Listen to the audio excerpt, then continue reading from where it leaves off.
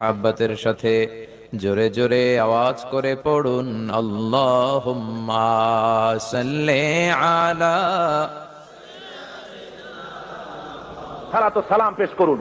ইয়া নবী সালাম আলাইকা, ইয়া রাসূল সালাম আলাইকা, ইয়া হাবিব সালাম আলাইকা। মিলাদ কিয়াম জায়েজ কিনা এটা মিলাদ করা যাবে? এত বড় বিদাত হারাম নাজায়েজ কাজ আব্দুর রাজ্জাক বিন ইউসুফ বলতে পারে না। সুপ্রিয় দর্শক শ্রোতা, মিলাদ পড়া জায়েজ আছে কি নাই? অনেকে মিলাদ পড়ায়, আরেক দল ওলামায়ে কিরামগণ তিনারা বেদাত হারাম বলেন। বিশেষ করে আব্দুর রাজ্জাক বিন ইউসুফ তিনি বলেন হারাম। তো আজকে আমরা এই বিষয়টি নিয়ে 14 জন ওলামায়ে কিরামের বক্তব্য শুনবো। এই 14 জন ওলামায়ে কিরামের মধ্যে এক পক্ষ তিনারা বলছেন যাবে, আরেক পক্ষ যাবে না। তো চলুন আমরা দলিল সহকারে শুনে আসি। মিলাদ করা ওয়াজিব, যাতে করে রহমত বরকত রাসূলের দিদার হবে। প্রতি বাড়ি বাড়ি মিলাদ করলে দিদার তো দূরের কথা, রাসূলই হারিয়ে যাবে তোমার থেকে। তার মানে এই কাজ হলো জাহান্নামে যাওয়ার কাজ। খবরদার বাড়ি বাড়ি মিলাদ করবেন না। মিলাদ করা বিদআত, হারাম। আসসালামু আলাইকুম। মিলাদ দাড়ি পড়া যা কি, দাড়ি পড়া কি? প্রথম কথা ভাইরা, ইয়া নবী সালামু আলাইকা, আমরা মহব্বতে আমরা সালামুন আলাইকুম। আব্দুর রাজ্জাক বিন ইউসুফ বলেছেন মিলাদ পড়া হচ্ছে হারাম এবং বিদাত। আপনারা একটু আরেকবার শুনুন, তারপরে আমি কেন হারাম এবং কেন বিদাত সেটা একটু বুঝিয়ে বলছি কোরআন থেকে। তার মানে এই কাজ হলো জাহান্নামে যাওয়ার কাজ। খবরদার বাড়ি বাড়ি মিলাদ করবেন না। মিলাদ করা বিদআত, হারাম। আচ্ছা, তিনি বললেন মিলাদ করা বিদাত হারাম, এবং এখন বাদ বাকি যত মোল্লা টোল্লা আছে এরা সবাই এর বিরুদ্ধে যাবে, এটাই স্বাভাবিক। কিন্তু এরা এর বিরুদ্ধে গেলেই কি হবে? কুরআন অনুযায়ী যদি আব্দুর রাজ্জাকের কথা সঠিক হয় তাহলে আমাদের আব্দুর রাজ্জাকের কথাই মেনে নিতে হবে। তো যেই আয়াত দিয়ে এই দুরুদ মিলাদ এগুলোকে প্রমাণ করা হয় সেই আয়াতটা আমরা একটু দেখার চেষ্টা করি। এটা হচ্ছে সূরা আহজাব এর 56 নম্বর আয়াত। এখানে কি বলা হয়েছে আপনারা নিজেরাই দেখুন। 56 নম্বর আয়াতে বলা হয়েছে ইন্নাল্লাহা ওয়া মালাইকাতাহু। ইন্না মানে হচ্ছে নিশ্চয়ই, সার্টেনলি। ইন্নাল্লাহা আল্লাহ, ওয়া মালাইকাতাহু এবং ফেরেশতারা। শুধু আল্লাহ না, ফেরেশতারা মানে সাবজেক্ট এখানে দুইজন, রহিম এবং করিম। যে রহিম স্কুলে যায় বিষয়টা সেরকম না, রহিম এবং করিম দুজনেই স্কুলে যায়। ইউসল্লুনা, এই যে সল্লুনা অর্থ এরা লিখেছে দুয়া পাঠান আলান নবী। তো আল্লাহ এবং ফেরেশতারা আলান নবী, নবীর উপরে দুয়া পাঠান। ঘটনা কি? দুয়া তো নিজেই আরবি শব্দ, তাহলে আল্লাহ এখানে দুয়া শব্দ বলেননি। আমরা জানি ইব্রাহিমের সেই দুয়া, রব্বানা তাকাব্বাল দুয়া।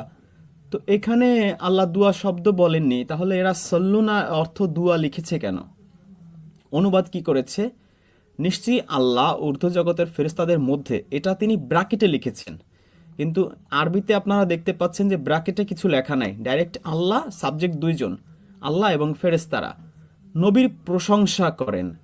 এখানে তারা অর্থ করেছে প্রশংসা, আরবিতে আছে সল্লু, ওয়ার্ড টু ওয়ার্ড অনুবাদে আছে দুয়া পাঠান, কিন্তু অনুবাদ লিখেছে প্রশংসা। ফজলুর রহমান তার অনুবাদে লিখেছেন অনুগ্রহ করেন।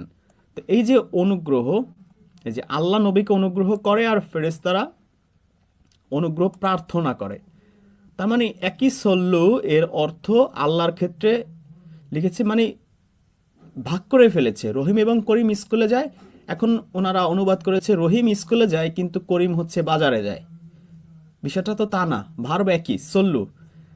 যাই হোক, তকি উসমানী লিখেছেন আল্লাহ ও ফেরেশতাগণ নবীর প্রতি দরুদ পাঠান। এই দরুদ শব্দটা আরবি শব্দও না, বাংলা শব্দও না, এটা হচ্ছে ফার্সি শব্দ। তো এই দরুদের আরবি কি? Nobody nose. তাইসিলুল কুরআন লিখেছে আল্লাহ নবীর প্রতি অনুগ্রহ করেন। অনুগ্রহের আরবি হচ্ছে রহমত। আল্লাহ কি এখানে রহমত শব্দ লিখেছেন? লেখেননি, লিখেছেন সল্লু। এই সল্লু শব্দ কোথায় আছে আপনারা নিজেরা দেখেন। এই যে দেখেন, সূরা নিসার 102-তে আছে সল্লু, 9-84-তে আছে সল্লু, 9-103-এও আছে সল্লু। আচ্ছা, ভালো কথা। 33-এর 43-এ আছে সল্লু, এখানে অনুবাদ লিখেছে অনুগ্রহ করেন। 33-এর 56 এত সময় আমরা পড়লাম। 75-এর 31 এখানে কি আছে? ফালা সদ্দাকা ওয়ালা সল্লা, সুতরাং সে বিশ্বাসও করেনি নামাজও পড়েনি। এখানে 75 নম্বর সূরা কিয়ামার 31 আয়াতে এখানে সল্লুর অর্থ এরা লিখেছে নামাজ। Very fine. ফজলুর রহমান লিখেছে নামাজ, তকি উসমানী লিখেছে নামাজ, তাইসুল কোরআন লিখেছে নামাজ, বয়ান ফাউন্ডেশন অনুবাদ করেনি, সালাতকে সালাতি রেখে দিয়েছে। 87 নম্বর সূরার 15 নম্বর আয়াতে আছে ওয়াজাকারা আসমা রব্বিহি ফাসাল্লা, এখানে তারা অনুবাদ করেছে সালাত আদায় করে। ফজলুর রহমান লিখেছে নামাজ পড়ে, তকি উসমান লিখেছে নামাজ পড়ছে, তাইসুল কোরআন লিখেছে নামাজ কায়েম করে। 96 নম্বর সূরার 10 নম্বর আয়াতে এই সল্লু শব্দ আবার আছে, এখানে লিখেছে আবদান ইনা সল্লা, এখানে বয়ান ফাউন্ডেশন লিখেছে সালাত আদায় করে, ফজলুর রহমান লিখেছে নামাজ পড়ে, তকি উসমান লিখেছে নামাজ পড়ে, তাইসুল কোরআন লিখেছে নামাজ আদায় করতে থাকে। 108 নম্বর সূরার 2 নম্বর আয়াতে আছে ফাসল্লি লিরাব্বিকা ওয়ানহার, এখানে বয়ান ফাউন্ডেশন লিখেছে সালাত, ফজলুর রহমান লিখেছে নামাজ, তকি উসমানে লিখেছে নামাজ। খুবই লজিক্যাল কোশ্চেন চলে আসে যে 108 নম্বর সূরায় সল্লুর অর্থ লিখেছে নামাজ, 96 নম্বর সূরায় সল্লু অর্থ লিখেছে নামাজ, 87 নম্বর সূরায় সল্লু অর্থ লিখেছে নামাজ, 75 নম্বর সূরায়ও লিখেছে নামাজ। তাহলে ইন্টারেস্টিংলি এই 33 নম্বর সূরা আহজাবের 56 আয়াতে এরা নামাজ না লিখে কেন কেউ লিখেছে দরুদ আর কেউ লিখেছে অনুগ্রহ, কেন লিখেছে এরা? প্রশ্ন আসা খুবই স্বাভাবিক। এরা বলবে না, আসলে কোরআনে একই শব্দের বিভিন্ন অর্থ হবে। ম্যাঙ্গো মানে কখনো আম হবে, কখনো জাম হবে, কখনো কাঁঠাল হবে। তো এই যে 75 নম্বর সূরা দেখেছেন, 98 নম্বর সূরা দেখেছেন, 108 নম্বর সূরা দেখেছেন, ওখানে ম্যাঙ্গো মানে হচ্ছে আম, আর আহজাবে ম্যাঙ্গো মানে হচ্ছে কাঁঠাল। আর এক জায়গায় লিখলো না যে অনুগ্রহ, কোথাও অনুগ্রহ, কোথাও দরুদ, কোথাও নামাজ। এই আমাদেরকে এই যুগ যুগ ধরে এই ফাজলামি শেখাচ্ছে আর কি। তো আমরা একটু কোরআনে দেখি যে আসলে এই নামাজ না দোয়া না অনুগ্রহ না দরুদ, সেম শব্দ আপনারা দেখতে পাচ্ছেন যে এই একই আহজাবের 43 আয়াতেও আছে, হুয়াল্লাযী ইউসাল্লি আলাইকুম, তিনি যিনি, এখানে আবার অনুবাদ করেছে অনুগ্রহ। অথচ অনুগ্রহের আরবি হচ্ছে কি? অনুগ্রহের আরবি হচ্ছে রহমত।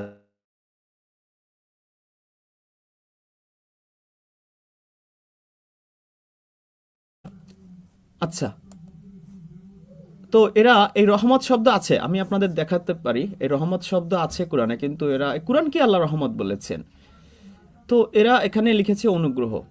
তো হুয়াল্লাযী ইউসাল্লি আলাইকুম, তোমাদের উপরে অনুগ্রহ করেন, মানে সল্লি করেন। এখানে কিন্তু অন্য জায়গায় এরা লিখেছে নামাজ, কিন্তু এখানে নামাজ লেখে নাই, কারণ নামাজ লিখলে পাবলিক ধরে পিটাবে যে আল্লাহ এবং ফেরেশতারা নামাজ পড়ে মানে কি? অমালাইকাতাহু, ফেরেশতাগণ, লিয়ুখরিজাকুম, কেন এই সল্লু করে? যাতে তোমাদেরকে বের করতে পারেন মিনাজ জুলুমাতি, জুলুম থেকে, অন্ধকার সমূহ থেকে, ইলান নূর, নূরের দিকে, আলোর দিকে। ওয়া কানা বিল মুমিনিনা রহিমা, তিনি মুমিনদের উপরে বড়ই অনুগ্রহশীল। তাহলে এই যে মুমিনদের উপরে সল্লু করে আল্লাহ এবং ফেরেশতারা, কেন করে মুমিনদের উপরে?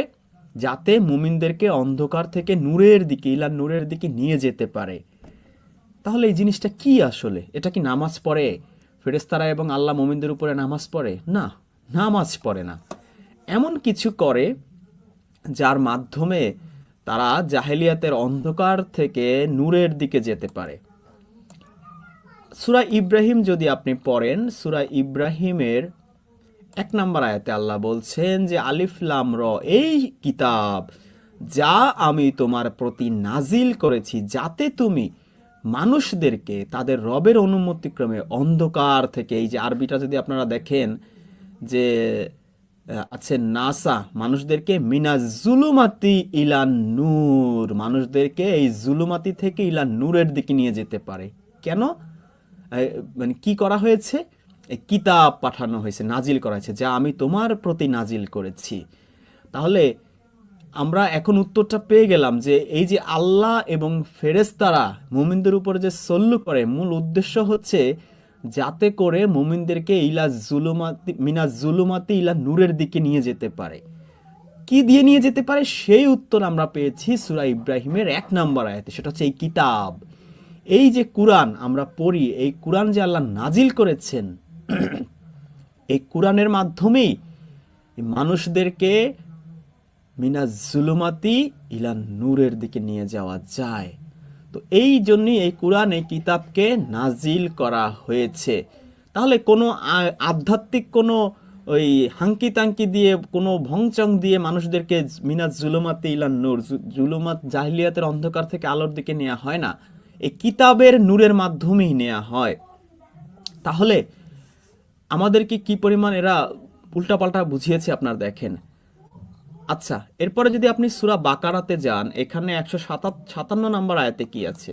এখানেও এই যে এই নামাজ, এখানে তো নামাজ ওরা অর্থ করবে না। এখানে 155 নম্বর আয়াতে আল্লাহ বলছেন, আর আমি অবশ্যই তোমাদেরকে পরীক্ষা করব কিছু ভয়, ক্ষুধা এবং জানমাল ও ফল ফলাদির স্বল্পতার মাধ্যমে, আর তুমি ধৈর্যশীলদের সুসংবাদ দাও। 156 আয়াতে আল্লাহ বলছেন, যারা তাদের যখন বিপদাক্রান্ত করে তখন বলে নিশ্চয়ই আমরা আল্লাহর জন্য এবং নিশ্চয়ই আমরা তারই দিকে ফিরে যাব, উলাইকা আলাইহিম সালাওয়াতুন মির রব্বিহিম ও রহমা। এই যে রহমত শব্দ এখানে আছে, এখানে আবার রহমতের অর্থ এরা লিখেছে দয়া। তাহলে এই যারা বিপদ আপদে পড়ে, মুসিবত দেখে ধৈর্য ধারণ করে এবং বলে ওঠে ইন্না লিল্লাহি ওয়া ইন্না ইলাইহি রাজিউন, আমরা আল্লাহরই জন্য এবং আল্লাহর দিকেই ফিরে যাব, আল্লাহ তাদের উপরে এই সালাওয়াত করে। সালাওয়াত মানে কি? এর মানে বেসিক্যালি এর অর্থ হচ্ছে সংযুক্ত হওয়া। আপনি যদি সূরা তওবাতে যান, এখানে সেই সাল্লু শব্দটা পাবেন। এর 99 নম্বর আয়াত, এখানে কি আছে? এখানে আছে কোথায় সালাওয়াত, এই যে ওয়া সালাওয়াতি, এই যে এখানে অর্থ এরা লিখেছে দোয়া, দেখতে পাচ্ছেন আপনারা, ওয়া সালাওয়াতি মানে লিখেছে দোয়া, কিন্তু একই রুট ওয়ার্ডের শব্দ 2 নম্বর সূরা বাকারার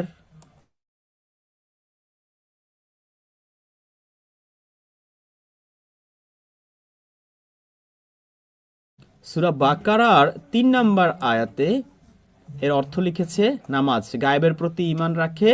এই আয়াত আপনাদের অনেকের মুখস্থ, যে আল্লাযিনা ইউমিনুনা বিল গায়বি ওয়া ইউকিমুনাস সালাতা ওয়া মিম্মা রাযাকনাহুম ইউনফিকুন। তো এখানে তারা কি লিখেছে অনুবাদ?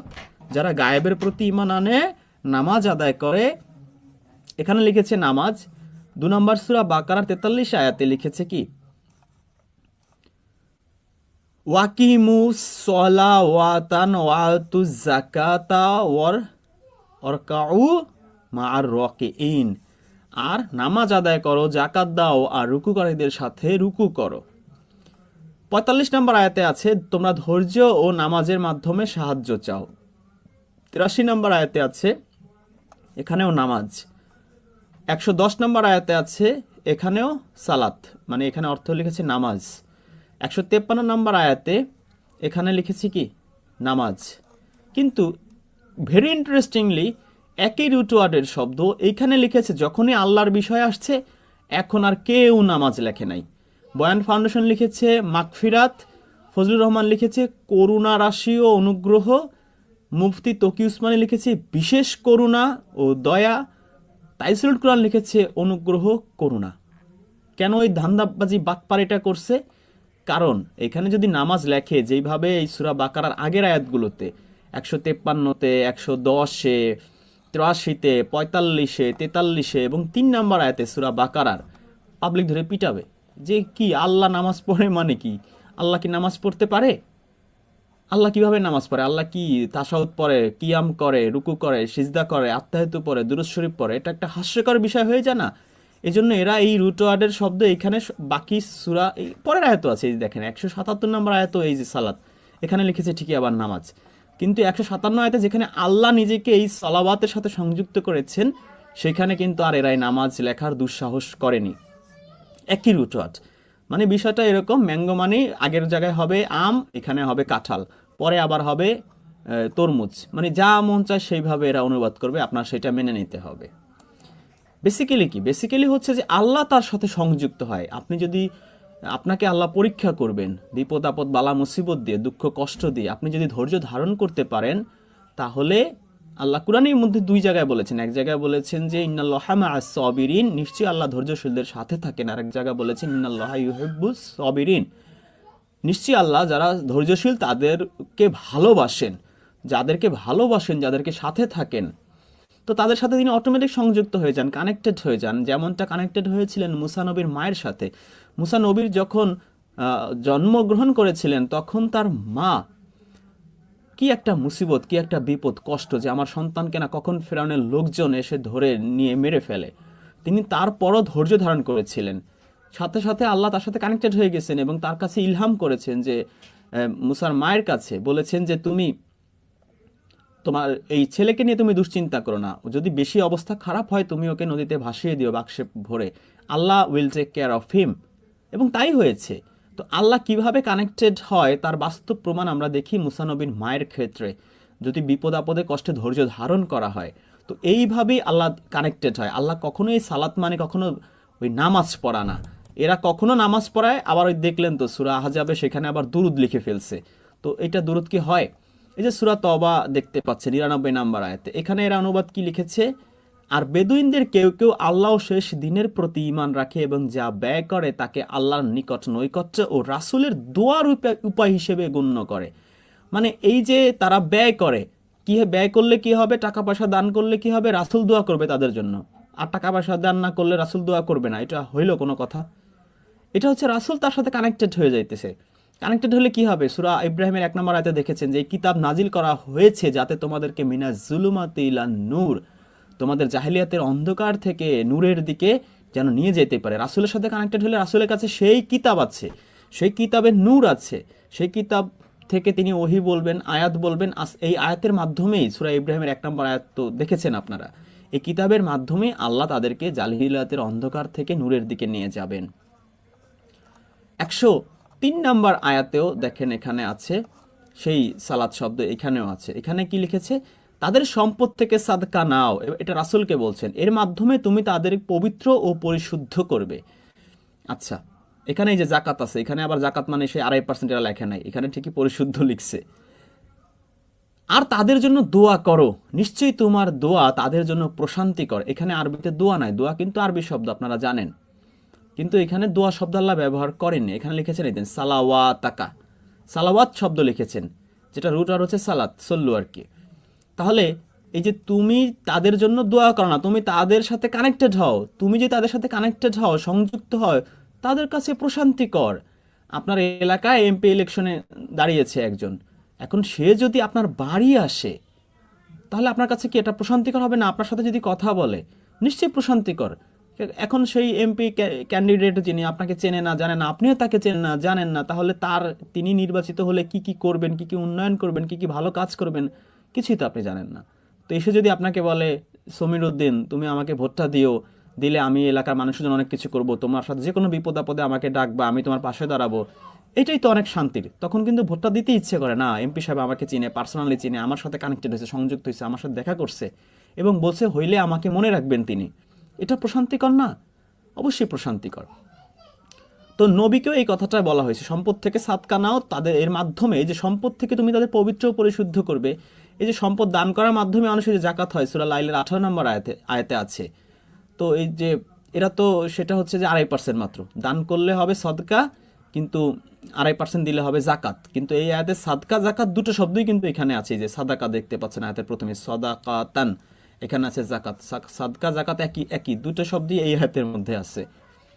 যাই হোক, এরা দুটোর অর্থ আবার আলাদা আলাদা করেছে। আমাদের আলোচনার বিষয় আজকে সালাত নিয়ে। তো সল্লু দেখেছেন আপনারা, এখানে কখনোই এটার অর্থ না, মানে ওই দুরুদ শরীফ না। তো এরা যে আমাদের যা বলেছে এটা হচ্ছে ভগবাজি বলেছে।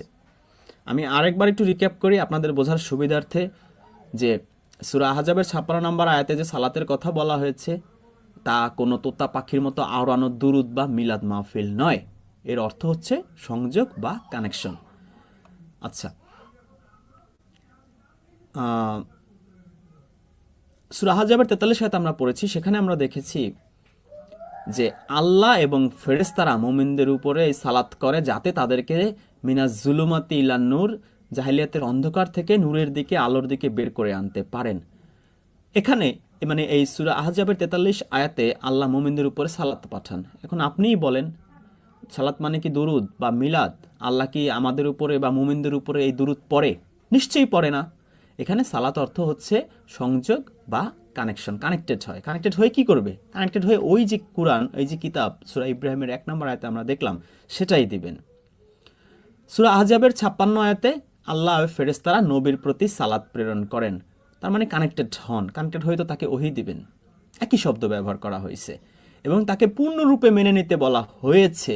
আয়াতের লাস্টে দেখবেন যে তাসলিমা আছে, ওরা ওইখানে অর্থ করেছে তাসলিমা মানে লিখেছে, ওইখানে লিখেছে সালাম, কিন্তু একই শব্দ সূরা নিসার 65 আয়াতের মধ্যেও আছে। আমি আপনাদের সূরা নিসার 65 আয়াতটা একটু দেখাই।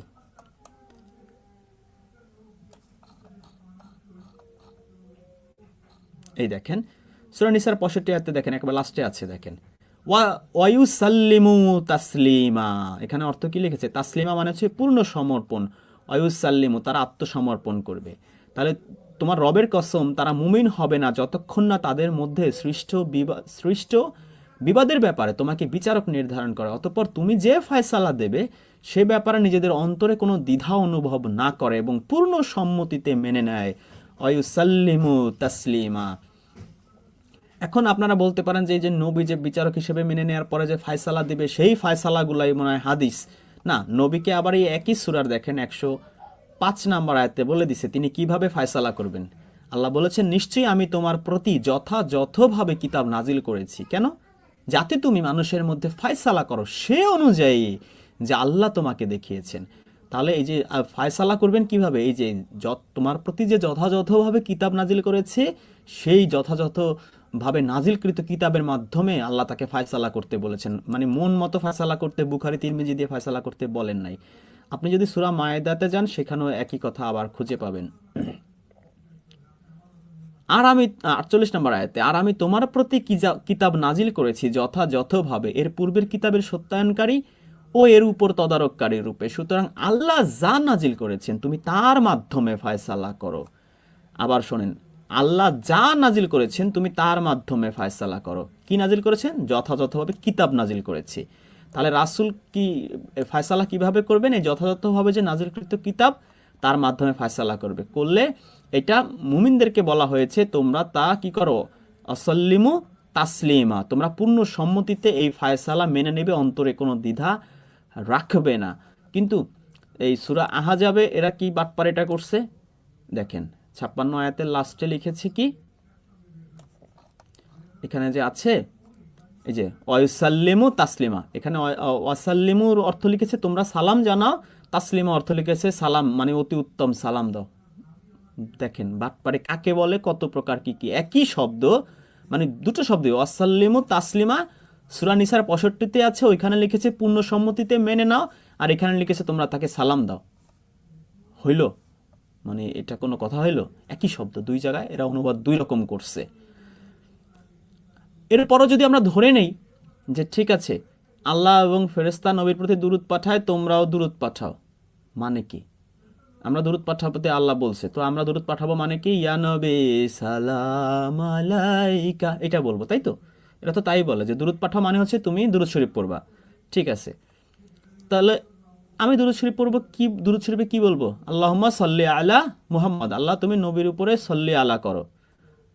আরে ভাই, এই আয়াতের শুরুতেই আছে ইন্নাল্লাহা ওয়া মালাইকাতাহু ইউসাল্লুনা আলান নবী, আল্লাহ এবং ফেরেশতা নবীর প্রতি সাল্লু পাঠায়।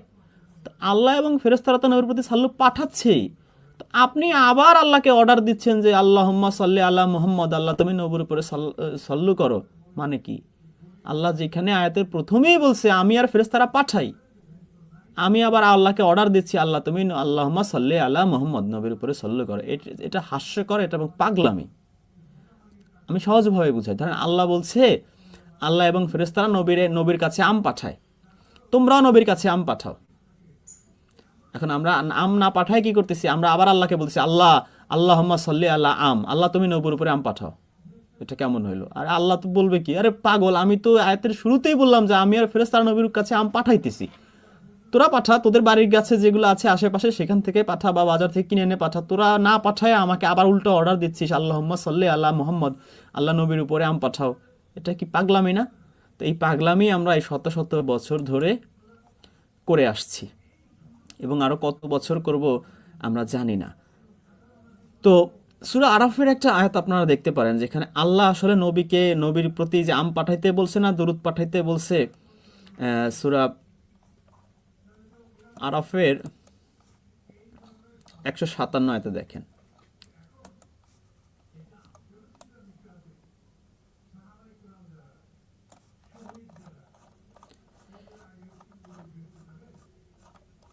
যারা অনুসরণ করে রাসূলের যে উম্মি নবী, যার গুণাবলী তারা নিজেদের কাছে তাওরাত ও ইনজিলে লিখিত পায়, যে তাদেরকে সৎ কাজের আদেশ দেয় ও বারণ করে অসৎ কাজ থেকে, এবং তাদের জন্য পবিত্র বস্তু হালাল করে আর অপবিত্র বস্তু হারাম করে, আর তাদের থেকে বোঝা ও শৃঙ্খল যা তাদের উপরে ছিল অপসারণ করে।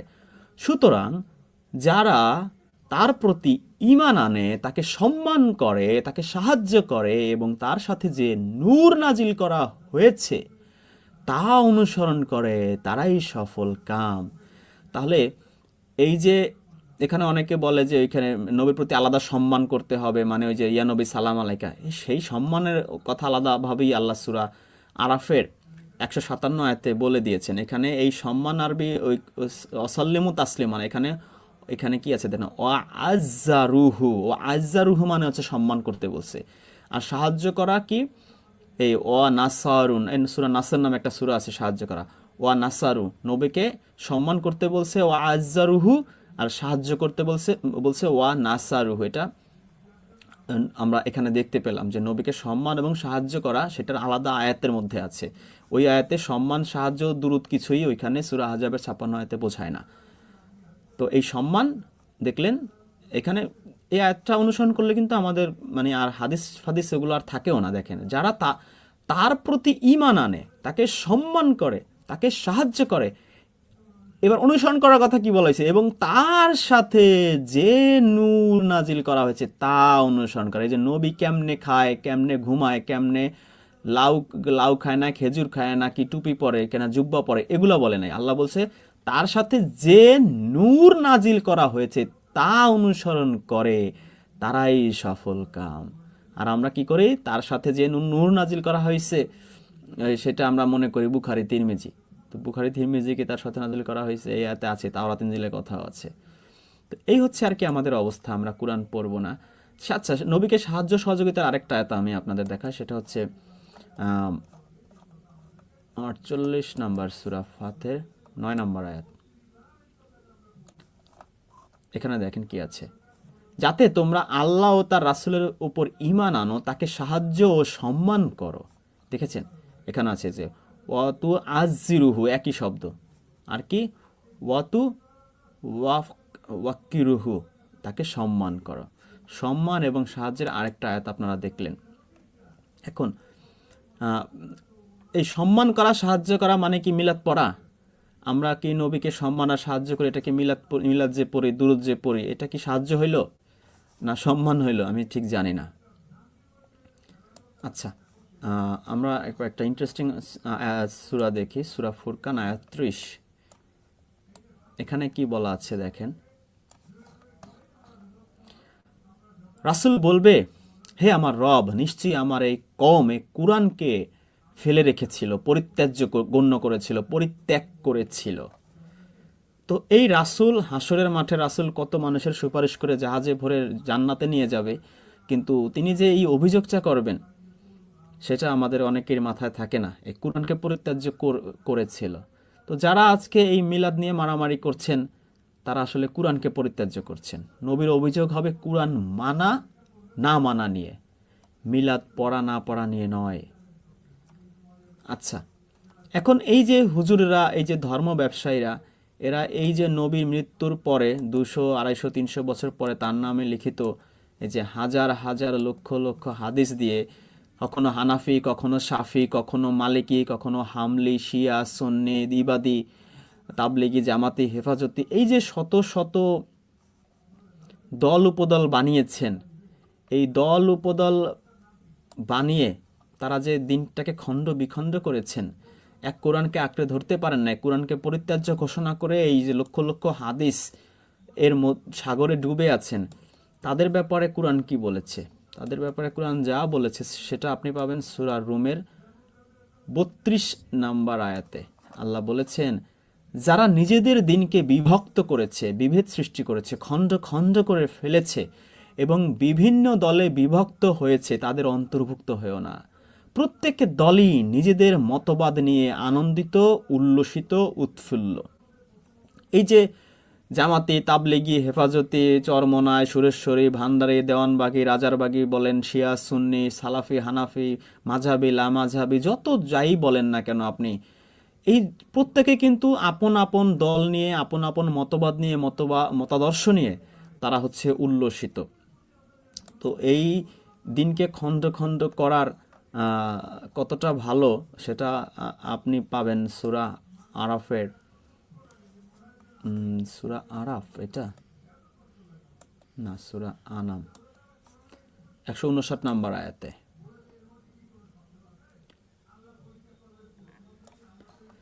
আল্লাহ বলছেন, হে নবী, নিশ্চয়ই যারা এই দিনকে খণ্ড বিখণ্ড করেছে, ছিন্ন ভিন্ন করেছে, বিভক্ত করেছে এবং বিভিন্ন দলে উপদলে বিভক্ত হয়েছে, তুমি তাদের ব্যাপারে তোমার কোনো দায়িত্ব নেই। তাদের সাথে, তকি উসমানী অনুবাদ লিখেছে, তাদের সাথে তোমার কোনো সম্পর্ক নেই, তাদের বিষয় তো আল্লাহরই উপর ন্যস্ত। তো এই যারা এই যে হানাফি, শাফি, মালিকি, হামলি, শিয়া, সুন্নি, কাদিয়ানি, রাজারবাগি, দেওয়ানবাগি, সুরেশ্বরী, চরমনাই, যত দল উপদল বানিয়েছে, খণ্ড বিখণ্ড করেছে, এদের সাথে নবীর কোনো সম্পর্ক নাই, নবীর কোনো দায়িত্বও নাই। তাদের বিষয়ে তাহলে কার দায়িত্ব? আল্লাহ এই আয়াতের পরেই বলেছেন, তাদের বিষয় তো আল্লাহর উপরই ন্যস্ত। তো খেলা আল্লাহ দেখায় দেবে হাসরের মাঠে। অতএব তারা যা কিছু করছে তিনি তাদেরকে তা জানাবেন। এই হচ্ছে অবস্থা। কিভাবে করেছে সূরা মুমিনুনের 53 আয়াত যদি আপনি পড়েন, সেখানে দেখবেন যে মানুষের কার্যকলাপের মাধ্যমেই, আমি একটু দেখাই আপনাদের, সূরা মুমিনুন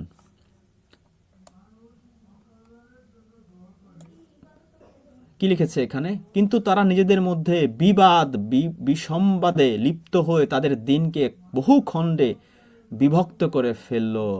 প্রতিটি দল নিজেদের ভাবনা মতে যে পন্থা অবলম্বন করেছে তা নিয়ে উৎফুল্ল, আনন্দিত। তো এইভাবে নিজেদের কার্যকলাপের মাধ্যমে তারা করেছে। কিন্তু আল্লাহ কি বলেছেন? আল্লাহ আমাদেরকে সূরার 13 নম্বর আয়াতে কি অর্ডার দিয়েছেন? 13 নম্বর আয়াতে আল্লাহ অর্ডার দিয়েছেন, তিনি তোমাদের জন্য দিন বিধিবদ্ধ করে দিয়েছেন যে বিষয়ে তিনি নূহকে নির্দেশ দিয়েছিলেন, আর আমি তোমার কাছে যে ওহী পাঠিয়েছি এবং ইব্রাহিম, মুসা ও ঈসাকে যে নির্দেশ দিয়েছিলাম তা হলো তোমরা দিন কায়েম করবে এবং এতে বিচ্ছিন্ন হবে না। এই যে দিন, তোমাদের এই দিন তো সেই দিন। তো এই দিন নতুন কোনো দিন না। সূরা নাহলের 123 আয়াত যদি পড়েন, আল্লাহ নবীকে বলছে, তোমার কাছে আমি ওহী প্রেরণ করছি, তুমি এই মুহূর্ত থেকে ইব্রাহিমের ধর্ম আদর্শ অনুসরণ করো। তো এই দিন কোথায়? নূহকে নির্দেশ দিয়েছেন আল্লাহ, ইব্রাহিমকে দিয়েছেন, মুসাকে দিয়েছেন, ঈসাকে দিয়েছেন। তো আমাদের এই দিনটা কি কায়েম করতে হবে। ইন্নাদ-দীন ইনদাল্লাহিল ইসলাম। এই দিন আজকের নতুন কোনো দিন না, এটা শত শত হাজার হাজার বছর আগে থেকে এই দিন চলে আসছে। এই দিনের নির্দেশই দিয়েছেন ইব্রাহিমকে, মুসাকে, ঈসাকে, সবাইকে দিয়েছেন। আর বলেছেন কি এতে বিচ্ছিন্ন হবে না। তো আমরা যে হাদিস, ইজমা, কিয়াস, রিজাল, এইটা সেটা দিয়ে যে দিনকে বিচ্ছিন্ন করছি, খণ্ড খণ্ড করছি, কেউ বলছি মাযহাব মানতে হবে, কেউ বলছি মানা যাবে না, কেউ বলছি ওইটা সেইটা, মানে এই যে অবস্থাটা সৃষ্টি হইল, কিন্তু এই দিনকে বিচ্ছিন্ন করা যাবে না, সেটা আমরা দেখলাম এই সূরার 13 আয়াতে। তো দিনকে বিচ্ছিন্ন করছে মানুষ কিভাবে? মানবরচিত এই হাদিসের মাধ্যমেই। যেমন ইহুদিরা করেছিল তানাক, তালমুদ, মিশনা, কত ভংচং, নবীম, সিদ্দুর, কেতুবিম, এইসব হাদিসের বই বানিয়ে খ্রিস্টানরাও তাই করেছে, সবাই তাই করে। আল্লাহর কিতাব এক কিতাব তাওরাত, বা আল্লাহর এক কিতাব ইনজিল, বা আল্লাহর এক কিতাব জবর, বা আল্লাহর এক কিতাব কুরআনের উপরে কেউই কখনো থাকতে পারে না। তো মানুষ সবাই আসলে একই ছিল, কিন্তু এই যুগে যুগে এই এই মোল্লারাই এই এসে এই দিনকে খণ্ড বিখণ্ড করে। সূরা বাকারার একটা আয়াত আমরা দেখতে পারি, এটা হচ্ছে 213 নম্বর আয়াত। আল্লাহ বলছেন, মানুষ ছিল এক উম্মত, একটি মাত্র জাতি। অতঃপর আল্লাহ সুসংবাদদাতা ও সতর্ককারী রূপে নবীদেরকে প্রেরণ করলেন এবং সত্য সহ তাদের সাথে কিতাব নাজিল করলেন। এই যে কিতাব নাজিল করে দেয়, কিন্তু এরা মৃত্যুর পরেই মানুষ আবার কিতাব বানায় নিজেরা নিজেরা। তো কিতাব কেন নাজিল করতেন এই নবীদেরকে? যাতে মানুষের মধ্যে ফায়সালা করেন যে বিষয়ে তারা মতবিরোধ করত, আর তারাই তাতে মতবিরোধ করেছিল যাদেরকে তা দেয়া হয়েছিল। তো মানুষ মতবিরোধ কখন করে? যখনই কিতাব আসে তখনই এই কিতাবের তাফসির কি হবে, শানে নজুল কি হবে, ওইটার ব্যাখ্যা কি, সেইটার ব্যাখ্যা কি, এই আসার পরই মতবিরোধের সুযোগ হয়। না আসলে তো আর নাস্তিকের তো আর মতবিরোধ নেই, সকল নাস্তিক দেখবেন একমত, কারণ ওদের তো আর কিতাব নাই। তো এই আসার পরে এই মানুষ মতবিরোধ শুরু করে। কেন করে? তার একটা সুন্দর লজিক আল্লাহ এই আয়াতে দিয়েছেন। পরস্পরের মধ্যে বিদ্বেষ বশত। এই যে একটা দেখবেন না, জামাত চরমনায় দেখতে পারে না, বা চরমনায় জামাত দেখতে পারে না, একটার পিছনে লেগে থাকে। শিয়া সুন্নি দেখতে পারে না, মাঝহাবি লামাঝহাবি দেখতে পারে না, হানাফি শাফি দেখতে পারে না। এই একটার সাথে আরেকটার একটু বিদ্বেষ থাকে, এই বিদ্বেষ বশতই এরা এই মতবিরোধ করে। অতঃপর আল্লাহ নিজ অনুমতিতে মুমিনদেরকে হিদায়াত দিলেন যে বিষয়ে তারা মতবিরোধ করছিল। তো মুমিন যদি হতে পারেন তাহলে আল্লাহ হিদায়াত দিবে, আর আল্লাহ যাকে ইচ্ছে করেন সরল পথের হিদায়াত দেন। তো হিদায়াত তো পাবেন কোথায়? কুরআনে সূরা বাকারার 185 আয়াতই আছে যে এই কুরআনই হচ্ছে সেই হিদায়াত। সমগ্র মানুষের হিদায়াতের জন্য আল্লাহ এই কুরআনকে নাজিল করেছেন। এখন আমার কথা শুনবেন না, এই মোল্লাদের কথা শুনবেন, সেটা আপনার একান্ত ব্যক্তিগত ব্যাপার। তবে আমি একটা আয়াত দেখাইতে পারি, সেটা হচ্ছে সূরা তওবার 31 নম্বর আয়াত। এখানে আল্লাহ বলেছেন যে তারা আল্লাহকে ছেড়ে তাদের যে পণ্ডিত, সংসার বিরাগী, ফজলুর রহমান লিখেছে যাজক ও পাদ্রীদের, মুফতি তকি উসমান লিখেছে আহবার রাহিব, তাইসিল কোরআন লিখেছে আলেম দরবেশ, এদেরকে রব বানিয়ে নিয়েছে। তো রব বানিয়ে নিয়েছে মানে কি? ওই তারা যা বলে তাই শোনে। তো এই যে পণ্ডিত, সংসার বিরাগী, আলেম ওলামা, দরবেশ, পীর বুজুর্গ, ঠাকুর, যাকেই আপনি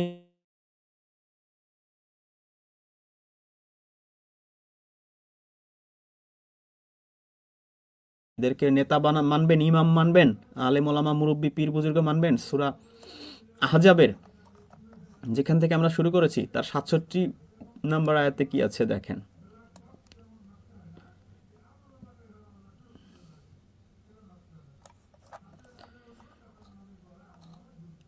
যেদিন আগুনে তাদের চেহারা ওলট পালট করে ফেলা হবে, তারা বলবে, হায় আমরা যদি আল্লাহর আনুগত্য করতাম ও রাসূলের কথা মানতাম।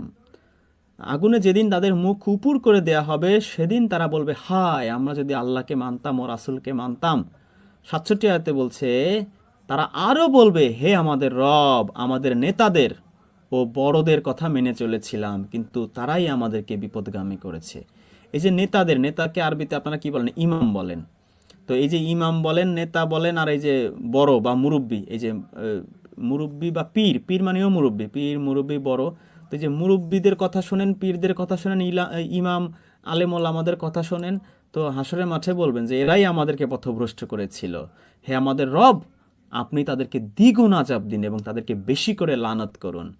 তো এই যে যাদের নেতা মানছেন, ইমাম মানছেন, আলেম ওলামা, পীর দরবেশ ফকির মানছেন, যাই মানছেন না কেন, কালকে হাসরের মাঠে আপনি কি বলবেন? আল্লাহ রাব্বুল আলামিন ইন অ্যাডভান্স বলে দিয়েছেন যে আল্লাহ এদেরকে দ্বিগুণ আযাব দিন, তো তাদেরকে লানত করুন। তো পরের একটা ইন্টারেস্টিং, না পরের আয়াতে বলেন আরেকটা কথা যেন আছে যে আল্লাহ শাস্তি দিয়ে দেয় আর কি, সেটা মনে হয় অন্য কোথাও। যাই হোক, তাহলে আমরা এখানে দেখলাম যে আপনি এখন যত অন্ধভাবে এই যে তাদেরকে রব বানিয়ে নেন, তারা যা বলে তাই করেন, তাদেরকে ভক্তি শ্রদ্ধা করেন, রবের আসনে বসান, কিন্তু কালকে হাসরের মাঠে বলবেন যে এরাই আমাদেরকে পথভ্রষ্ট করেছিল, এদেরকে দ্বিগুণ শাস্তি দিন। তো এত কিছু দেখানোর পরও হয়তো আপনি বুঝবেন না, মাথায় ঢুকবে না, এটা ঢোকার কথাও না। মনে হবে যে না, এত হুজুররা কি ভুল করতে পারে, এরা হাজার হাজার বছর ধরে বাপ দাদাদের আমরা এভাবে দেখে আসছি। তো আল্লাহ সূরা বাকারার 170 নম্বর আয়াতে বলছেন, আর যখন তাদেরকে বলা হয় তোমরা অনুসরণ করো যা আল্লাহ নাজিল করেছেন, তারা বলে বরং আমরা অনুসরণ করব আমাদের পিতৃপুরুষদের যার উপর পেয়েছি। যদি তাদের পিতৃপুরুষরা কিছু না বোঝে এবং হিদায়াতপ্রাপ্ত না হয় তাহলেও কি? আল্লাহ আয়াতের লাস্টে একটা প্রশ্ন ছুড়ে দিয়েছেন। তো যখনই আমরা মানুষদেরকে বলবো আল্লাহ যা নাজিল করেছেন, আল্লাহ এই কুরআন নাজিল করেছেন, এটাকে অনুসরণ করেন, তখন তারা বলবে না, আমাদের পিতৃপুরুষরা দেখেছি বুখারী, তিরমিজি, ওইটা সুনানে নাসাই, দাউদ, এই সেই হ্যাং ত্যাং এগুলো অনুসরণ করছে, আমরা বাপ দাদাদের যার উপর পেয়েছি তাদেরই অনুসরণ করব। তো করেন, আমার আর কিছু বলার নাই। আচ্ছা, আমাদের সাথে সংযুক্ত আছেন AKM আর আছেন মাহমুদ মেহেদি হাসান। জি, আপনারা কিছু বলতে চাইলে বলুন। সালামুন আলাইকুম। জি, সালামুন আলাইকুম। আহ, আজকে অনেক মানে সুন্দর একটা এপিসোড দেখলাম, মানে আমার খুব ফেভারিট। বিশেষ করে আপনি যখন এই ওই সাল্লুর অনুবাদের ওইটা মানে সূরা আহজাবের ওইটা খুব মানে আমার ফেভারিট একটা এপিসোড আর কি।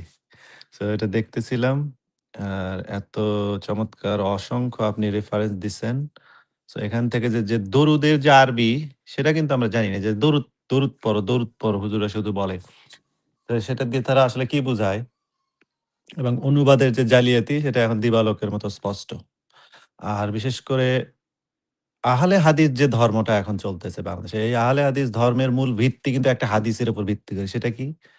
যে সাল্লু কামা রাআইতুমুনি ওয়াসাল্লি, তোমরা সালাত আদায় করো, নামাজ পড়ো আমাকে যেভাবে নামাজ পড়তে দেখেছো। সেখানে কিন্তু এই সাল্লু মানে নামাজ। আবার যখন আহজাবের এই 33-56 তারা আর এখানে নামাজ নিচ্ছে না, তখন কিন্তু তারা চেঞ্জ করে ফেলতেছে অর্থ। সো এটা একটা, ধরেন, তাদের ভণ্ডামি বোঝাই যাচ্ছে। আর বিশেষ করে আজকের এপিসোডটা মানে আমার খুব ইয়ে হয়েছে, মানে কি বলবো, যে মজা পাইতেছিলাম আর কি। ধন্যবাদ। ওইখানে সাল্লু মানে হচ্ছে নামাজ, নবী যেভাবে নামাজ পড়ছে, আর আহজাবে হ্যাঁ, এসে হ্যাঁ। নবী যেভাবে দুরূদ পড়ছে সেভাবে দুরূদ পড়ো। বাটপার কাকে বলে, কত প্রকার কি কি। চিন্তা করেন, একটা মাযহাবের ভিত্তিমূল যে হাদিসটা, সেখানে তারা বলতেছে ওই একই শব্দ নামাজ, আবার ওইটা যখন কোরআনে আছে তখন বলছে না, না এটা নামাজ না, এটা দরুদ।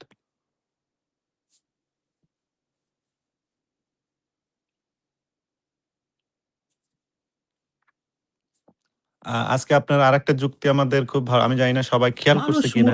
মানুষ মূর্খ। জি বলেন। জি বলুন। আমি বলতে চাইছি যে মানুষ কত বড় আহাম্মক, একটু কোরআন খুলে দেখারও চেষ্টা করে না। জি, জি, জি। আপনার আজকে একটা চমৎকার একটা যুক্তি দিয়েছেন কিন্তু, যেটা আমার মনে হয় সবার একটু খেয়াল করে মনোযোগ দিয়ে দেখা উচিত, যে ওটা ধরে নিলাম আমরা দরুদ। ওকে, তাহলে আসেন আমরা দরুদ পড়ি। এখন আল্লাহ বলতেছেন আয়াতের শুরুতেই যে আমরা দরুদ পাঠাই, তোমরাও পাঠাও। তা আমরা আবার দরুদ পড়তে নিয়ে বলতেছি আল্লাহ তুমি দরুদ পাঠাও। কোন দিকেই মেলে না।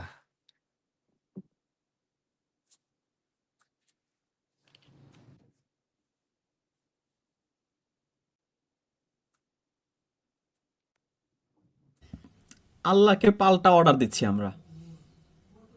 সেই তো হচ্ছে। চিন্তা করেন, ওখানে যদি সত্যি দরুদ হইতো, আল্লাহর মেজাজটা কেমন হয়ে যাইতো ভাই। তুই কি গাধা এগুলারে আমি বলতেছি আমি আর ফেরেশতারা পাঠাই, ওরা আবার আমারে আবার অর্ডার দিচ্ছে, এই কি যন্ত্রণা। মানে ইনস্ট্রাকশনও বুঝতেছে না।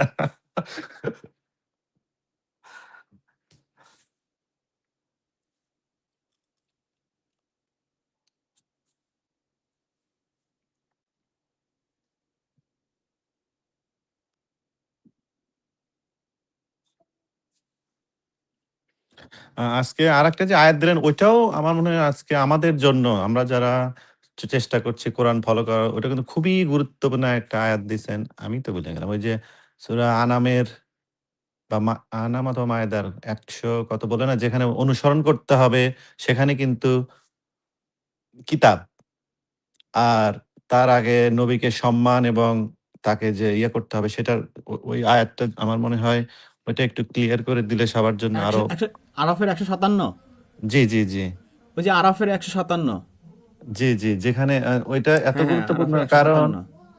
কারণ ওইখানেই তো সবাই বলে যে নবী আমাদের, তাহলে আমরা কি অনুসরণ করব সাহায্য কিভাবে করো, নবীকে? সম্মান করো, এবং তার সাথে যে নূর নাজিল হয়েছে সেই নূরের অনুসরণ করো। সেইটা অনুসরণ করতে হবে ওখানে। এটা কিন্তু খুবই স্পষ্ট, মানে এইটা যদি, এটা একটা মানে মারাত্মক একটা আয়াত এটা আমাদের সূরা জন্য। আরাফের 157, সূরা আরাফের 157 এটা। জি জি, আমাদের জন্য এটা খুব মারাত্মক একটা আয়াত। একেবারে চোখে আঙুল দেয়া, যারা বলবে যে তাহলে আমরা নবীকে মানবো কিভাবে, রাসূলকে মানবো কিভাবে, এটার একটা মোক্ষম একটা ইয়ে হবে এই আয়াতটা। সুতরাং আমি আমাদের যারা মানে আ কোরআনের প্রতি যাদের ইয়ে আছে, আমি বলব যে মনোযোগ দিয়ে পুরো অনুষ্ঠানটা আবার শুরু থেকে যাতে তারা দেখে। তাহলে আমার মনে হয় আজকের এপিসোডে এমন কিছু বিষয় আছে যেগুলো আমাদের কনসেপ্টও ক্লিয়ার করবে, এবং অনেক সময় হয়, কথা হয় অন্যদের সঙ্গে, তখন আমরা খুব চমৎকারভাবে এই যুক্তিগুলো দিতে পারব।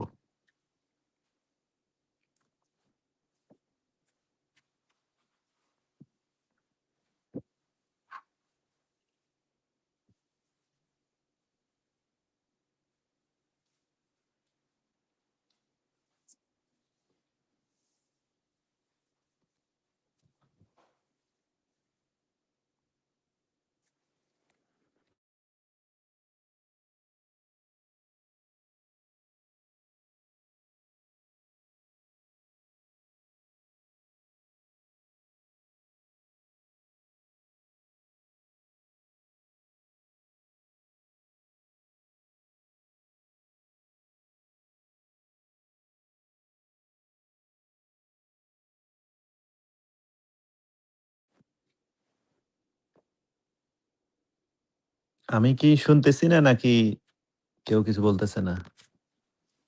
সালামুন আলাইকুম আসান এই যে, ভাই। সালামুন আলাইকুম। Welcome back. ধন্যবাদ। সুপ্রিম লিডার নারী বিশ্ব, হ্যাঁ? হুম, কেমন আছেন সবাই? আলহামদুলিল্লাহ। রিজন স্যারের কথা শোনা যাচ্ছে না। জি, আজকের বিষয়টা খুবই ইম্পর্টেন্ট। হ্যাঁ, মেনলি এই বিষয়টার সাথে যে শিরক জড়ায় আছে, হ্যাঁ, এটা বুঝতে পারলে নামাজে যে দরুদ করে, এখান থেকেই তো আসছে না? সূরা আযাবের মিসআন্ডারস্ট্যান্ডিং আমাদেরকে বোঝানো হইছে। একেবারে ভুল তথ্য শিখানো হইছে। ওখান থেকে কিন্তু আপনার এই দরুদের বিষয়টা আসছে। তো এটা যদি বুঝতে পারে মানুষ, এখনো অনেকে ভুলের মধ্যে আছে তো, অনেক শুনছে হয়তোবা তারপরেও বের হতে পারতেছে না। এই আয়াতগুলো বুঝতে পারলে ইনশাআল্লাহ তারা একটা বড় ইসের থেকে বের হয়ে আসবে। মানে শিরক থেকে মুক্ত হতে পারবে ইনশাআল্লাহ। ভাই যেইভাবে আজকে বলছি, এইভাবে যদি না বোঝে, বুঝবেন যে এর আর 100 বছরও এর পিছনে শ্রম দিয়ে কোনো ফায়দা নেই, এ বুঝবে না। হ্যাঁ, না, যে আমি আজকে যে এটাই এটা একটু সূরা বলতে চাচ্ছিলাম যে এর চেয়ে সহজ করে অনেকে অনেক অনেক বোঝে, অনেক কিছু আছে ভেতরে আসে, কিন্তু প্রকাশ করার ক্ষমতা সবার সমান হয় না। আমি দেখলাম যে এর চাইতে সহজ করে আজকে আমি যে এপিসোডটা আপনি করলেন, আর সম্ভব হবে বলে আমার মনে হয় না। যে এত গোছানো এবং এবং সহজে রিসিভ করা যাচ্ছে। মানে আমরা ক্লিয়ারলি বুঝতে পারছি যে হ্যাঁ, তাই তো। একটার পর একটা আমাদের চোখের সামনে খুলে যাচ্ছে আ জট যেগুলো ছিল। তো আমার মনে হয় সবাইকে আমি অনুরোধ করব একটু মনোযোগ দিয়ে, শুরু থেকে একটু মনোযোগ দিয়ে দেখতে হবে। একটু অ্যাটেনশনটা, কনসেনট্রেশনটা দিয়ে দেখতে হবে। তাহলে পরিষ্কার হবে সবার জন্য।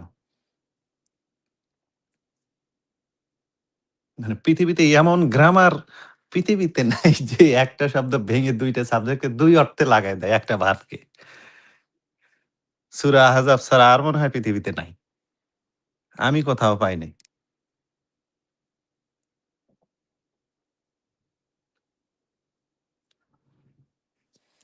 আরেকটা জিনিস আমরা যারা একটু বুঝতে শুরু করছি আমাদেরও একটা দায়িত্ব, হ্যাঁ? এস মানে আমাদের আত্মীয়স্বজনকেও যদি এই জিনিসটা বোঝাতে পারি, ইনশাআল্লাহ বিরাট বড় একটা কাজ করা হবে।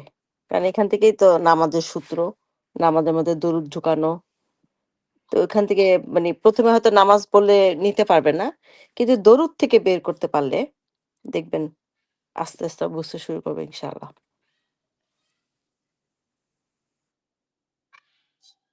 সালামুন আলাইকুম। জি, সালামুন আলাইকুম বলেন। রেজওয়ান কেমন আছে বোন?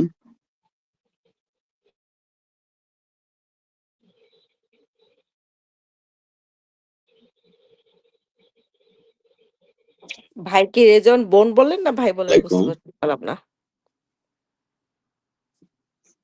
না, আমি বলছিলাম যে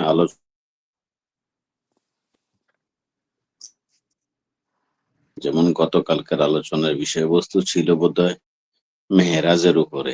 এত সুন্দর আলোচনা, তারপরও যদি মানুষের পরিষ্কার না হয়, মানুষ তো রেজওয়ান কি কোন ভাষায় যে তার জন্য দোয়া করবো? শুধু এতটুকুই বলি যে আল্লাহ তুমি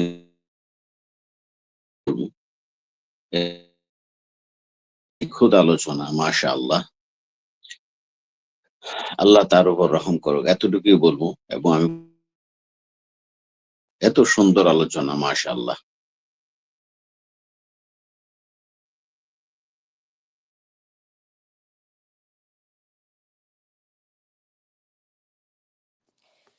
জি ভাই ঠিক বলছেন। ভাই তো ভাইয়ের দায়িত্ব আমাদের রেজান স্যার তো তার দায়িত্বটা পালন করে যাচ্ছেনই। হ্যাঁ? এখন আমাদের দায়িত্ব। আমরা কতটুকু বুঝে নিলাম, শিখে নিলাম এবং কাকে বললাম এটা এখন আমাদের আল্লাহ হয়তো জবাবদিহি করবেন। তো এইজন্য আমাদের বিষয়টা ভালো করে বুঝে কিভাবে বলা যায় সেটার একটা চিন্তাভাবনা বা প্রস্তুতি প্লাস শুরু করে দিতে হবে আরকি। মানুষগুলি তো আসলে বিপদগ্রস্ত যারা এখনো শিক থেকে বের হতে পারে নাই। জি ভাই বলেন।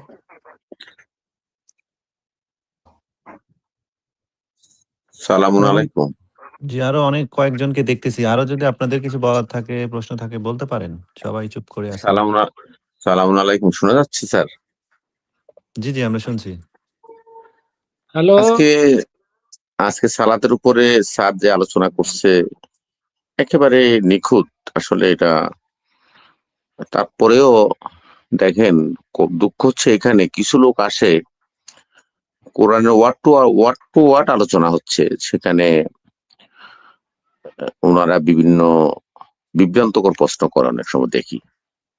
কিন্তু আল্লাহর দলিল হচ্ছে কোরআন। কোরআন থেকে স্যার এমন সুন্দর আলোচনা করতেছে, প্রত্যেকটা জিনিস একই শব্দকে ওরা ৭-৮ জায়গায় ৭-৮ গুণ করে রাখছে, মানে ওদের সুবিধার্থের জন্য। যেটা আপনি বলছিলেন যে একটু আগে, যে পৃথিবীতে কোথাও দেখা যায় না যে একটা ওয়ার্ডকে ২ রকম করতে, কিন্তু এখানে ওনারা করে রাখছে হয়তো ওনাদের সুবিধার্থে। তো আজকের আলোচনা আমরা আসলে অনেকটা ক্লিয়ার হলাম যে ওনারা ওনাদের স্বার্থ মতো ওনারা আলোচনা, মানে ওখানে এই শব্দ অর্থটাকে ঘুরাই পেঁচাইয়া অন্যদিকে নিয়ে গেছে। আলহামদুলিল্লাহ, আমরা আসলে যারা সেই বিভ্রান্তকর প্রশ্ন করেন তাদের কাছে একটা অনুরোধ করব যে স্যার তো কোরআন থেকে বলতেছে, কোরআনের বাইরে তো কিছু বলতেছে না। আপনারা কোরআন দেখেন, দেখি কোরআন সম্পর্কে জানেন। কালকে লাইফে অনেকে দেখলাম যে অনেক ধরনের কথাবার্তা বলতেছে। আপনারা কোরআন দেখেন, স্যার যেটা বলতেছে এটা সঠিক কিনা। আপনারা কোরআন, আপনারা যে আপনার ওনারা আসি শুধু ওই লাউয়াল হাদিস থেকে বা বিভিন্ন হাদিস থেকে কথাগুলো বলে, কিন্তু আসলে কোরআনটাকে ওনারা বুঝতে চেষ্টা করতেছে না। তো আমরা সবাই যে ওনাদের জন্য দোয়া করব যে ওনারা যেন সৎ পথ অবলম্বন হতে পারে, কোরআনের পথে আসতে পারে। আমরা, আল্লাহ আমাদেরকে এই পথে নিয়ে আসছে, এই জন্য আমরা শুকরিয়া আদায় করতেছি রাব্বুল আলামিনের কাছে, আলহামদুলিল্লাহ। আপনারাও আশা করি আসবেন, তবে আসবেন দেন ইহকাল পরকালের ভয় করেন, শুধু হাদিস নিয়ে পড়ে থাকেন না, কোরআনকে ধরেন, কোরআন দেখেন, কোরআন বুঝেন। আর স্যার আলোচনাগুলো আপনারা শুনেন, তাহলে ইনশাল্লাহ একদিন আপনারাও চলে আসবেন আমাদের মতো। বলেন স্যার, এবার আপনি বলেন।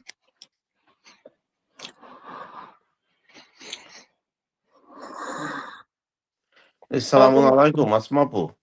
জি আমরা আপনাকে ডাকতে চাচ্ছিলাম। জি ভাই সালাম আলাইকুম। Welcome back. মাশাআল্লাহ। Welcome back.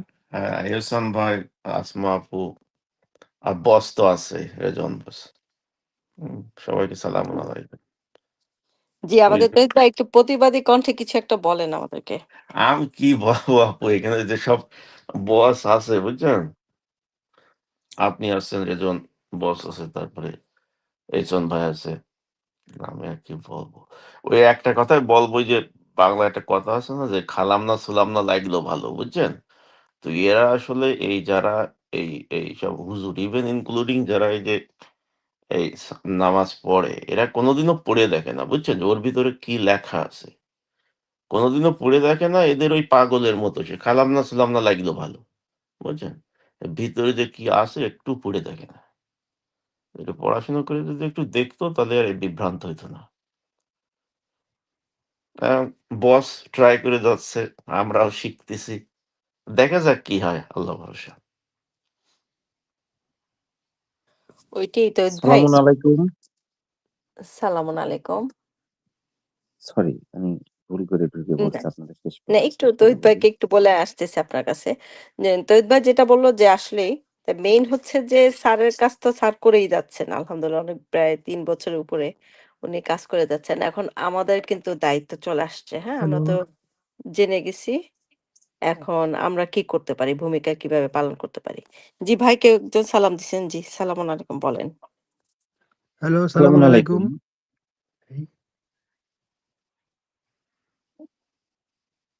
বক্তৃতাটা শুনে আসলে আমি রেজাউল স্যারের ক্যালকুলেটিভ ব্রেনের প্রশংসা না করে পাচ্ছি না।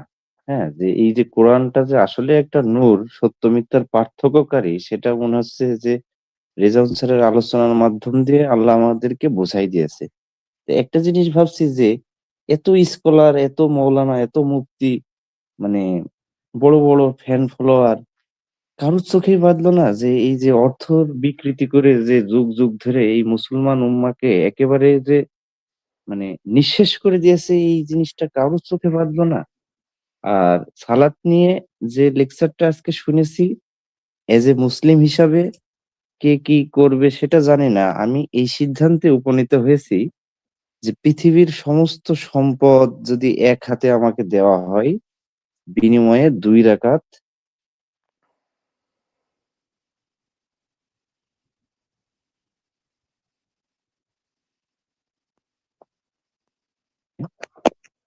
নিতে সক্ষম হয়েছি। আপনার সালাদ মাঝখানে একটু বিচ্ছিন্ন হয়ে গেছিল, আবার বলেন।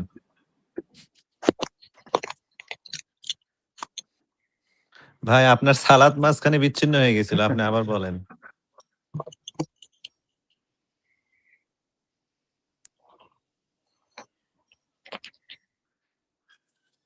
না, বিচ্ছিন্ন হয়ে গেছিল এহসান ভাই, যে মানুষ মানুষ আসলে আমি যে কথা বললাম না, ওই যে খালাম না ছুলাম না লাগলো ভালো, বুঝছেন? আসলে কেউ পড়ে দেখে না। সব ওই শুনে, শুনে। হ্যাঁ, ওইটাই এই তো ওই যে কনফার্মেশন বায়াসড, মানে জি, বাপ জি। দাদাকে যার উপরে পেয়েছি তা আপনাকে বেশি বোঝেন, তোমরা কোত্থেকে আসছো হে? ওই খালাম না ছুলাম না লাগলো ভালো। আমি বুঝছেন, আমি আমি একসময় অস্ট্রেলিয়াতে থাকতাম। তো অস্ট্রেলিয়াতে ভাইয়ের বাসায় থাকতাম। আমি পাশের বাসায় নেইবার ছিল, ওরা ডায়ান অ্যান্ড গ্যারি। তো ওদের কোনো বাচ্চা নেই। তা আমারে মাঝে, মাঝে এভরি সেকেন্ড উইকে আপনার ওই ডিনারে ওদের সাথে খাতাম। বুঝছেন আমি? মানে ডিনার করতাম এভরি সেকেন্ড উইকে। তো ওই খাওয়ার আগে আমরা ৪ জন, তো ওনার হাসব্যান্ড ওয়াইফ আর আমি ৩ জন, সরি। তো হাত ধরতাম, বুঝছেন? হাত ধরে ওই ওরা ওই বাইবেল থেকে পড়তো, পড়ার পরে বলতে হলো আমিন। বুঝছেন? বাইবেল থেকে পড়ার পরে খাওয়ার আগে, বাইবেল থেকে পড়ার পরে শেষে বলতো যে আমিন। আমিও বলতাম আমিন। তো এই হুজুররা যে কই পাইছে এই আমিন, উপরের আল্লাহ জানে। এরা তো ওই বাইবেল থেকেই নিছে আরকি।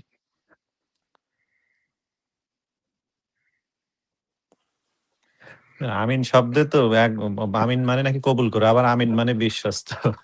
জি, জি। আমি আমিন মানে তো বিশ্বস্ত, কিন্তু ওরা তো বলে কবুল করা। হ্যাঁ, তখন না, তার মানে ওই আমি যে আপনার বিশ্বস্ত বিশ্বস্ত। আপনার বাইবেলে যারা বাইবেলের অনুসারী, আপনার ওই ওরা আমিন বলে। মানে সবকিছুর শেষে আমিন বলে। তো ওইখান থেকে আসছে হয়তো। মানে ওখান থেকে নিল তহিদ ভাই? জি, জি, মনে জি। করেন ঠিক আমি আছে আপনার ওদের আমিন সাথে, হ্যাঁ, অ্যাজ এ ওদের সাথে জেনারেল ঠিক আছে, আমরা আমিন কবুল করাই নিলাম। কিন্তু আমরা যে ফাতিহার পরে যে পড়ি, এটার বিষয়টা কি? এটা কিভাবে হয়? কারণ আমাদের তো আল্লাহ কবুল করে দিল না, দেখেই না, তো হোল ওই কোরআনটা দিয়ে দিছেন, তাই ওই না? যে আপু আমি বললাম না, ওরা তো পড়াশোনা করে না। ওরা তো কোনদিন পড়ে দেখে না। সমস্যা হলো সবকিছু শোনা। ওই জি। শুনে, শুনেই চলতেছে। সমস্যা এই হলো আমিন এইটা। নিয়ে কত ভাই ফাইট করছি আমি। হ্যাঁ? কারণ আমি ক্লাস করতাম তো সালাতে, নামাজের ক্লাস করতাম। নাসিরউদ্দিন আলবানী তো উনি বইটাতে সালাতে লিখছেন। তখন তো আর বুঝি নাই যে এই নামাজ সালাত যে টোটালি মানে প্রচলিত নামাজ যে টোটালি কোরআনে নাই। তো তখন এই আমিনটা একটা কারণ এটার উপর অনেক একটা হাদিস আছে স্ট্রং, ওইভাবে সহিহ হাদিস বলতাম আগে। সেখানে কি ছিল যে আমিন যে পড়বে আর ফেরেশতারাও যেহেতু বলে তাহলে যদি মিলে যায় আগের সমস্ত গুনাহ মাফ হয়ে যাবে। তা কে এরকম একটা সুযোগ মিস করতে চায়? তো এই জন্য আমি খুব গুরুত্ব দিয়ে এটাকে নিতাম আর বলতাম, দাওয়াত দিয়ে কাজ করতাম। তো এখন বুঝি যে কত বোকাশোকা ছিলাম।